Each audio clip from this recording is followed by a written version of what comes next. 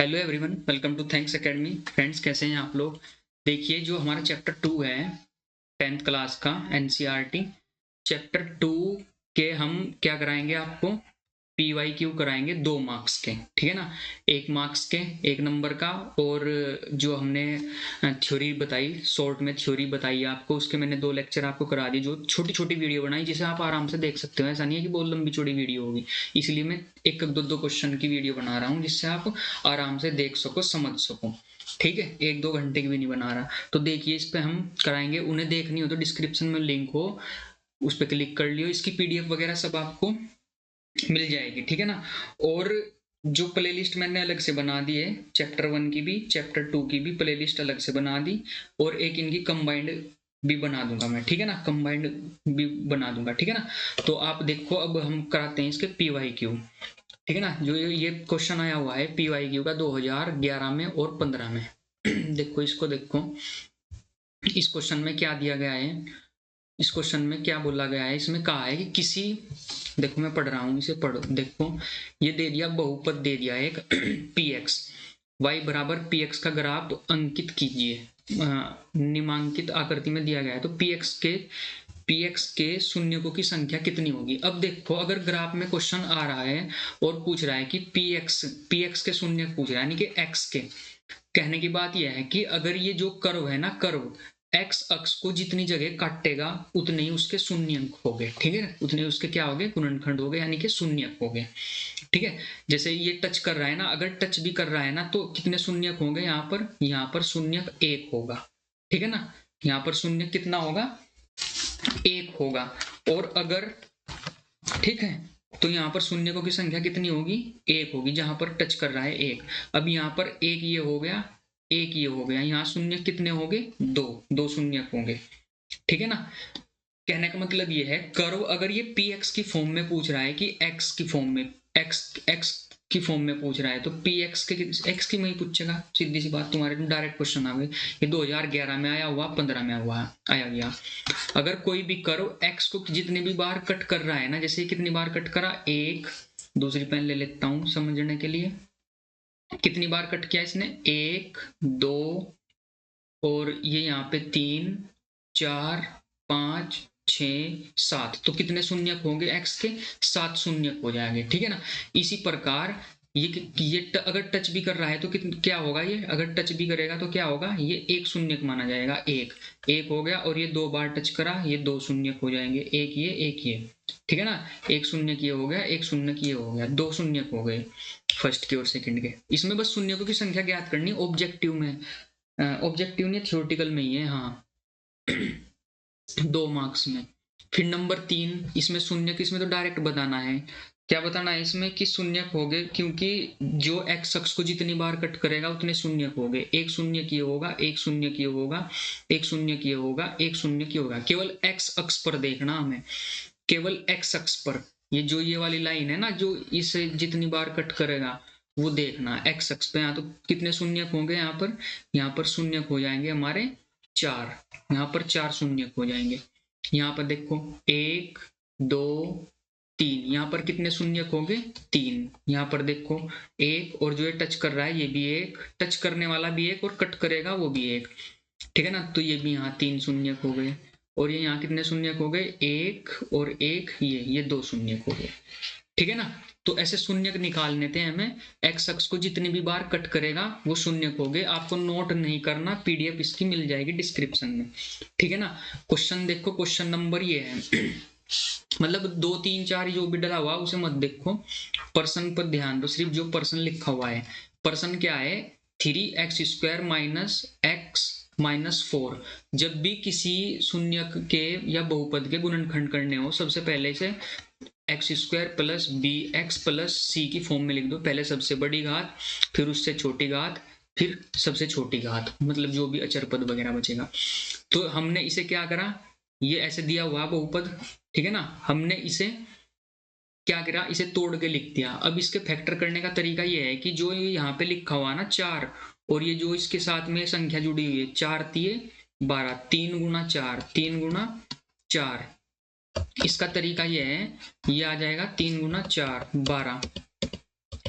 Pen दूसरी ले लूँ मैं। ये हो जाएगा 3 गुना 4। कहने का मतलब ये है कितना, 12। जो ये वाली संख्या है इसकी और इसकी गुणा करके तो 12 आना चाहिए, और इन्हें आपस में घटाया जोड़ के कितना आना चाहिए, जो बीच में होगा जोड़ के या घटा के कितना आना चाहिए, 1। यानी कि और माइनस का आ रहा है, यानी कि अगर 3 में से हम 4 घटाएंगे तो माइनस का कितना आ जाएगा, 1 आ जाएगा। तो इसके फैक्टर कैसे कर देंगे हम, ऐसे ही हो जाएंगे, प्लस का 3 ले लेंगे, माइनस का 4, क्योंकि इन दोनों की गुणा करके कितना आ गया, 12 आ गया, और घटा के कितना आ गया, 4 आ गया। अब इसमें से कॉमन ले लेंगे, इन दोनों में से कॉमन ले लेंगे। कॉमन क्या आ रहा है इसमें, 3x कॉमन आ रहा है, ये बाहर ले लिया। जो अंदर बचा, अंदर क्या बचा, x बचा, और प्लस यहाँ कुछ नहीं बचा, यानी कि 1 बचा, 1 इंटू में आएगा। माइनस ऐसा कैसे ही 4 माइनस ले लिया, ये बाहर आ गया। गुणनखंड करने का तरीका ये है, अगर हमारे अंदर के दो ब्रैकेट सेम बन रहे हैं ना, सेम बन रहे हैं, तो उसे एक कॉमन लिख दो, और जो ये 3 है हो गया 3 माइनस 4, 3 माइनस 4, एक ब्रैकेट ये हो गया, दो ब्रैकेट बन गए। अब हमें इसके क्या निकालने हैं, इसके शून्यक निकालने हैं। तो एक बार इसके बराबर 0 रख दो और एक बार इसके बराबर 0 रख दो, क्योंकि बहुपद शून्य होगा, यानी कि इसके शून्य कब निकलेंगे, जब हम इसके बराबर 0 रखेंगे। ये कितना आ जाएगा, ये x बराबर कितना आ जाएगा, जब 0 रखेंगे तो कितना आ जाएगा, ये 1 x बराबर में, और जब इसके बराबर 0 रखेंगे तो कितना आ जाएगा, ये आ जाएगा 4/3। तो शून्य का आ गए इसके, एक अल्फा मान लेते हैं, एक बीटा मान लेते हैं, बस यही हमारा क्या होगा, आंसर होगा। ऐसे गुणनखंड करते हैं, यानी कि फैक्टर करते हैं द्विघात जो बहुपद होगा हमारा, इसके गुणनखंड करने के लिए। ठीक है ना, समझ में आया ना, ऐसे ही गुणनखंड हो गए। देखो नेक्स्ट सवाल, नेक्स्ट सवाल क्या है हमारा, नेक्स्ट सवाल ये है, नेक्स्ट सवाल इसमें द्विघात बहुपद ज्ञात करना है, द्विघात बहुपद ज्ञात करना है, जिसमें हमें शून्यकों का योग क्रमशः और शून्य का गुणनफल और ये दिया है, यानी कि हमें द्विघात बहुपद ज्ञात करना। ठीक है ना, द्विघात बहुपद जिसके शून्यक हमें दिए गए, शून्यकों का योग दिया हुआ और गुणनफल दिया हुआ, आया ना समझ में। तो देखो हमने सबसे पहले मान लिया, वैसे ही मान लिया कि हमें एक बहुपद इस प्रकार का दिया है, जिसके दो शून्यक कैसे होंगे, एक अल्फा और एक बीटा, जिसमें इसने शून्यकों का योग हमें दिया है। ठीक है ना, ये शून्यकों का योग इसने दिया हमें 0, और जो शून्य का गुणनफल है ये भी हमें क्या है, इसने दिया है। तो हमारे पास इसका एक फॉर्मूला होता है, ये वाला फॉर्मूला होता है इसका, ये क्या होगा, x² minus alpha plus beta into x और प्लस अल्फा बीटा। ये द्विघात बहुपद निकालने का सूत्र हो, अगर हमें शून्यकों का योग और शून्यकों का गुणनफल दिया हो तो डायरेक्ट वैल्यू पुट कर देंगे। x² माइनस शून्यकों का योग कितना है 0 और गुणनफल कितना है √5। जब इसे सोल्व करेंगे तो x² + 5 ये हमारा क्या आ जाएगा, ये हमारा द्विघात बहुपद आ जाएगा, और यही हमारा आंसर होगा। 2 नंबर में इतना क्वेश्चन है। ये कब आया, ये 2009 में, 17 में, 22 में। चांस अब क्या है कि आ सकता है 26 में।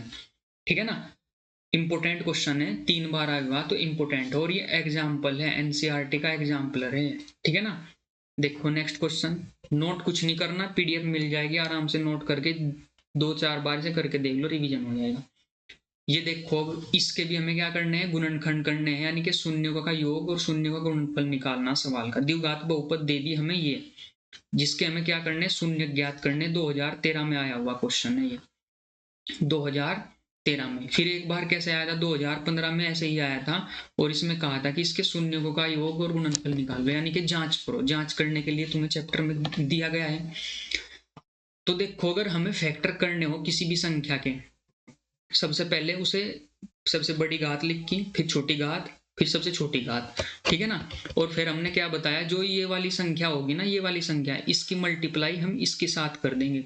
कितना आ जाएगा ये, यहाँ पे बता दो साइड में, यहीं पे बता दो साइड में ही, कितना हो गया ये, कितना हो गया है 18। अब 18 के टुकड़े करियो, यानी कि गुणा करके 2 ऐसे टुकड़े लाने हैं कि गुणा करके तो 18 आवे, 2 ऐसे टुकड़े लाने हैं कि गुणा करके तो 18 आवे।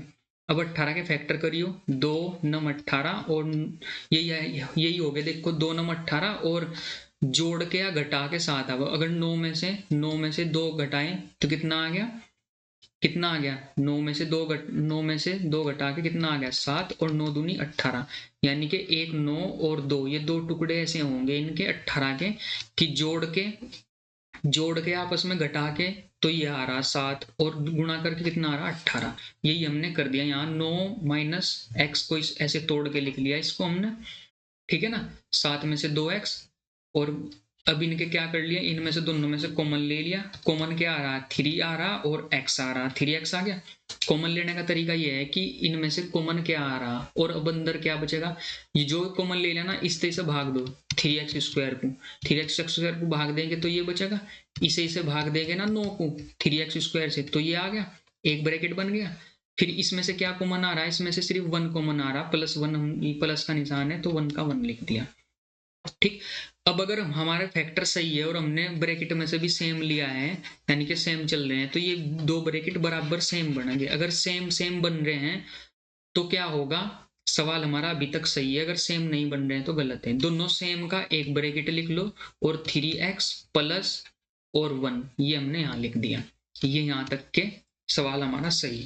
अब इसके शून्य निकालने, अब बहुपद शून्य के बराबर होगा यदि, यानी कि बहुपद शून्य के बराबर कब होगा, यदि इसके जो दो शून्यकार है इसके बराबर हम 0 रखेंगे और x की वैल्यू कितनी आ गई, x की वैल्यू -1/3। बहुपद शून्य के बराबर तब होगा अगर यह वैल्यू हम x की जगह इसमें लिख देना तो पूरा सवाल 0 हो जाएगा, इसका मतलब ये इसका क्या होगा, शून्य होगा, ठीक। फिर दूसरा क्या है, ये शून्य के बराबर इसलिए रखा क्योंकि अगर ये वाली वैल्यू पुट इसमें कर देंगे तो 0 हो जाएगी, इसलिए हमने शून्य होना चाहिए वो।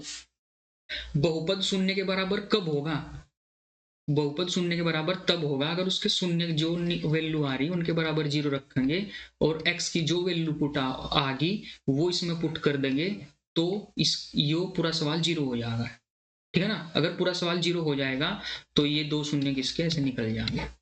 अब हमें करनी इसकी जांच करने के लिए क्या आता, शून्य का योग करो। शून्य का योग का फॉर्मूला क्या था, -b/a यानी कि x का गुणांक और अपॉन x स्क्वायर का गुणांक।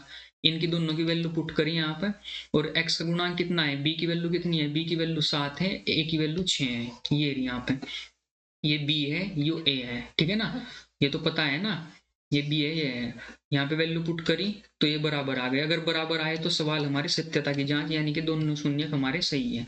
फिर दोनों की हमने अल्फा बीटा यानी कि गुणनफल के लिए निकाला तो c/a आ जाएगा, c/a शून्यों का गुणनफल c/a होता है, ठीक है ना।